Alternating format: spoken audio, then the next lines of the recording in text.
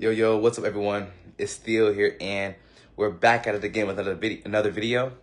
And today I want to talk about the limitations of money. What it can buy and what it can't buy. One thing that I'm learning from the Bible is that wealth cannot buy you permanence. Wealth cannot buy you youth. And wealth cannot buy life itself. You can buy a good doctor, but you cannot buy good health. You can buy a nice comfy bed, but you cannot buy good sleep. Money can buy you a lot of food, but it cannot buy you hunger. And these are important things to come aware of because death is the great equalizer. Rich or poor, we're all going to die. Happy or sad, you're going to die. Smart or dumb, you're going to die. Right? Economies crash. Dynasties fall. We have to be cognizant of the fact that wealth and status, riches, these are temporary states of life. Life is inherently impermanent, meaning no one knows what's going to happen. What we do know is that nothing lasts forever. With that being said, money cannot buy youth. You see, one thing that always goes up but can never come down is age. Right now, you are the oldest, you are the youngest you'll ever be, and simultaneously, you're the oldest you're ever going to get. Right? Or however that saying goes, I don't know. But what I do know is this. You cannot buy your youth back. You see, billionaires like Jeff Bezos, Warren Buffett, Charlie Mungers, these guys envy us. What do I mean? I'm young. I got plenty of time. And speaking from this perspective of if nothing happens to me by the time I get to their age. But I'm young. I'm only 27 years old. There are people younger than me that I envy on some level because they're young, right? And what's that saying? Youth is wasted on the young. So it's like, God, I wish I could go back 10 years from now with the same mindset and start all over. I would be in a way better position than I am right now. Way better. And I'm sure you would be too, knowing what you know today. Because a fool that persists in their folly will become wise. Meaning, if you mess up long enough, fast enough, you'll learn quicker and it'll stay in your consciousness longer. With that being said, we have to understand that we have to use our time wisely. Because time is more valuable than money. Most people are trading their time for money. I don't want to keep doing that my whole life. Eventually, I want to trade my money for time. What do I mean? I get it. Well, Theo, you just said that money cannot buy life itself, which is true. Because if I could buy my great aunt doll back, I would. Right? But the thing is, if I wanted to, I can buy time with my friends and family. What do I mean? If I want to go to an amusement park, and if let's say I want to spend 3 days or a week at Walt Disney Land, right? Well, my family works. But if I have the wherewithal to be able to say, hey, look, y'all, call off for a week, I will pay you for that week. Whatever you get paid at the job, I'll pay you double. I'll give you double. Just come on up there with me. I want to see you guys. That's the kind of power that money has. And when I say power, I mean the ability to get people to do things in service of your goals. So money is it's not the end of life. It's an instrument of life. And we have to understand that money is a tool that we use to extend our good past our own physical presence. Or money can be a tool to extend the evil you do beyond your own physical presence. Because the thing is, money is an exposer, right? It's an amplifier, an exposer. It'll amplify who you are and expose who you are. So if you're an asshole without money, you'll be a bigger asshole with money. If you're a generous person without money, you'll be an even more generous person with money. We have to understand that money exposes people. It doesn't change them, it exposes them. And it amplifies who they are. because money can do nothing more than give you more of what you already have. Meaning, money is purchasing power. And money makes you rich relative to where you are. Meaning, let's say you have $100 million, but you stay in the Sahara Desert and there's no people out there, there's no life, there's just sand, cactus, camels, sun. That's all there is out there. Some scorpion. That's all there is out there. Snakes. You can't buy nothing out there. You see what I'm saying? So money has its limitations. There are things that money can buy, and there are things that money can't buy. Going into the last one, money cannot buy life itself. Again, if I can buy my Aunt Doll back, if I can buy my great-grandma Rose back, if I could buy some of my classmates back, I would. But I just can't. It doesn't matter what you do. You can't negotiate with God when it comes down to life. You get one bite at the apple. You just get one bite at this apple. You see, I understand that not everyone wants to be rich. My mother, for example, she doesn't want to be rich. That's fine. But one thing that I do know she wants, and one thing I know that you want, in fact, this is what everyone wants. And you can prove me wrong if I am wrong. But I am convinced that people want three things. And there's more things than this, but these are three main things people want that I know for a fact they want.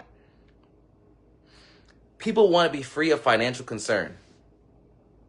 They don't necessarily want to be rich, but they want to be free of financial concern. Meaning, when they walk into a grocery store, they want to get what they want without looking at the price tag. Right? When they go to their boss, work should be, they want work to be optional. When they go to their boss and say, hey, I would like a raise. And the boss says, why? Or nah, I'm not doing that. They want to have the ability to be able to walk away without the concern of where am I getting the next job? They want to be able to walk away saying, you know what? I don't really need this. I want to be here. I love what I'm doing, but I don't have to work with you. I can go somewhere else and work with someone else. Number two, people want to be excited about what they're going to do that day and the next day and the days moving forward. Who wants to wake up miserable? Who wants to wake up terrified of what's about to happen to them? Who wants to wake up stressed about bills, food, gas, a place to live? No one wants to stress about that. And number three, people want to work with people who are creatively productive and promote pleasure. Right? Meaning, people want to work with people who have the ability to figure things out. One thing I learned about the difference between rich people and poor people, or wealthy people and poor people, rich people and broke people, the one thing that I'm learning that's different is their mindset. Poor people always say, oh, I can't afford that. Wealthy people are asking, how can I afford this? Right? It's the mindset. It's how they think. Another thing that I am learning the difference between the rich and poor, or the rich and broke, is that rich people value time more than they value money. Broke people value money more than they value time. This is a terrible mindset because when you live like that, you begin to love money and use people. And when you live in reverse, L-I-V-E, in reverse is E-V-I-L. So we have to understand that we have to change our perception, because when you change the way you look at things, what you look at will change. And one thing I learned from Mr. Bob Proctor is that our beliefs are created by our evaluation of a thing. And frequently, through our reevaluation of that thing, our beliefs about it will change. So it's all about how we introduce ourselves and how we relate with ourselves. In other words, I get it. Not everyone wants to be rich. But again, I do know you want to be free from financial concern. And the thing is, poor people have all the answers. Like, losers have all the answers. Average people, I mean, they learn from their experiences. But wise, wealthy people, they learn from everything and everyone. and I am becoming a master student. Because my ego is not my amigo, right? Your ego means that you have intellectual elephantiasis. If you think you know everything, that means you have intellectual elephantiasis. No one on the planet Earth is omniscient, all-knowing. Only God is all-knowing. But the thing is, we confuse knowing everything with having all kind of facts. And people think that knowing everything is being able to recite the Encyclopedia Britannica. That's not the case. When you know things, you do things. Because those who know, do. No, what's that saying? Those who know, teach. And those who understand, do. So the thing is, if you know it, you can teach it. And if you cannot teach it, you do not know it. And if you understand it, your actions will reflect what you understand. So therefore, if you don't really know anything, stop trying to teach a thing. And if you don't really understand it, don't try to do it. Because the thing is, that's the enemy to knowledge is not ignorance. It's false information. And a lot of people are duplicitous in these days. They're a wolf in sheep's clothing. The thing about it is, it's about your authenticity. It's about the standards you have for yourself. It's about your agency. It's about the people you have around you that hold you accountable. And that is why I am so happy and grateful to be involved with a community of people who hold me accountable, who set the standard, and who give me a sense of agency, of healthy agency too. Not hyper agency, not hypo agency, but they give me a healthy sense of agency. The agency that says you cannot control the wind, however, you can adjust your sails. And I am just so happy and grateful now that I know my mind is a center of divine operation. And divine operation is always for expression and fuller expansion. With that being said, you guys, I love you guys. That concludes this video. And if you want to be connected with a community of people who are like-minded and vibrate on God's frequency, I would love it if you commented in the chat, prosperity and abundance. Because if you want more prosperity, if you want more abundance for yourself and for the people you love, we can help you. Sincerely, we can give you the information you need to help you become financially literate, to help you become more cognizant of your day-to-day, week-to-week, month-to-month habits. And we can also hold you accountable for when you're full of crap. Because the thing is, sometimes you just got to go fuck yourself. And not in the sense of, masturbation. I mean, when I say go fuck yourself, I'm talking about your self-doubt and your insecurities. Go fuck yourself, man. Stop worrying. Stop doubting. Right? Because all worry and doubt worry is wasted imagination. It's like praying to God, oh my God, may you please send me a snake down here that's extremely poisonous that will bite me in my left ass cheek. No, why would you do that? Worry is like paying rent you don't owe. And doubt is nothing but self-imposed limitation. When someone doubts you, they're not doubting you, they're doubting themselves. And you can't get that car? You think you can get that Bugatti? You think you can have a nice house in the woods, a tiny home in the woods with a nice truck to travel the world with, or to travel America with, or whatever continent you live on?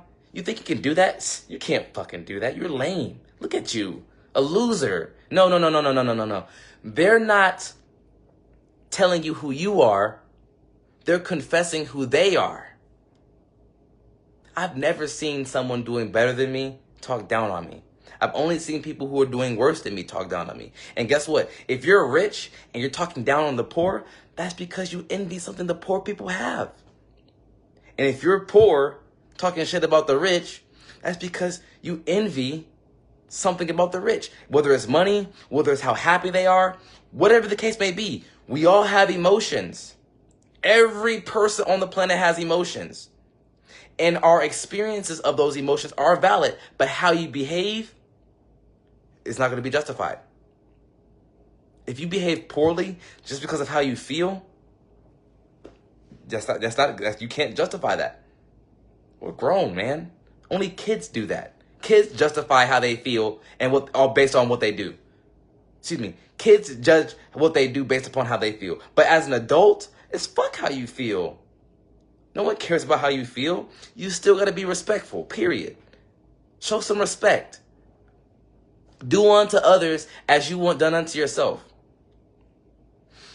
With that being said, I love you guys, and that's what I want to share with you guys today. And I hope you got some value from this. And again, if you want a community of people who are like-minded and vibrate on God's frequency, if you're looking for people who are going to help you figure things out instead of pretend like they're know-it-alls, I want you to DM me prosperity and abundance. And my Facebook channel, my Facebook is Theos Soul Nephilim, or Theos Nephilim, TheosNephilim.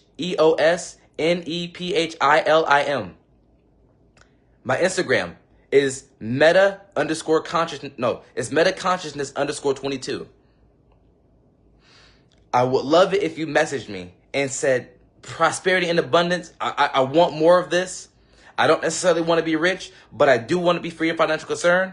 I do want to work with people who are creatively productive and promote pleasure. And I want to wake up excited about what I'm going to do today and the days to come.